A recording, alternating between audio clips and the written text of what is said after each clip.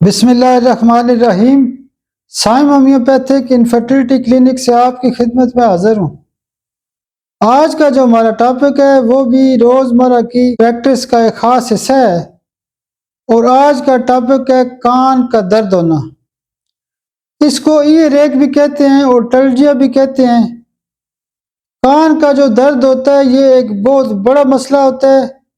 کوئی بھی جو درد ہوتا ہے بڑی تکلیف دہ عمل ہوتا ہے، لیکن کان درد ایک ایسی بیماری ہوتی ہے کہ جب گھر میں کسی کو کان درد ہوتا ہے تو اس نے بہت زیادہ شور کیا ہوتا ہے، اس کو شدید تکلیف ہوتی ہے، وہ شور کر رہا ہوتا ہے، ہلا گلا کر رہا ہوتا ہے۔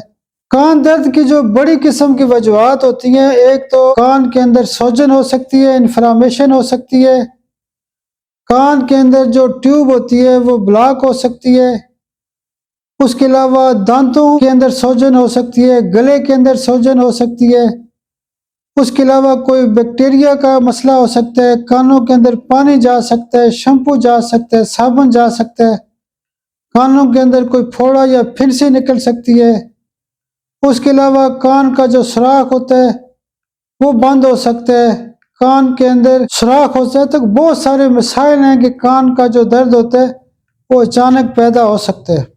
اس میں کان درد کے حوالے سے جو پروٹوکول ہمارے کلینک پہ استعمال کیا جاتا ہے، اس میں سب سے پہلے ٹیوبر سی ایم میں خوراک دی جاتی ہے، اور دوسرے دن آرامٹ سی ایم کی ایک خوراک دی جاتی ہے، اور تیسرے دن ہیپر سلف سی ایم کی ایک خوراک دی جاتی ہے۔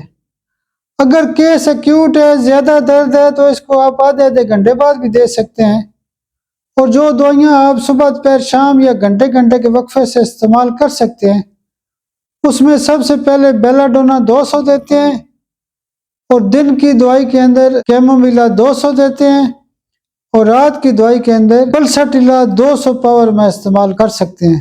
کان درد کے جو مشکل کیس ہوتے ہیں اس میں آپ کالی اور فیرم فاس مکس کر کے بھی استعمال کر سکتے ہیں۔ کان کا جو درد ہوتا ہے وہ ان دوائیوں سے بہترین ٹھیک کیا جا سکتا ہے۔ آپ میرے لیے دعا بھی کیا کریں۔ بہت شکریہ، بہت شکریہ، بہت شکریہ۔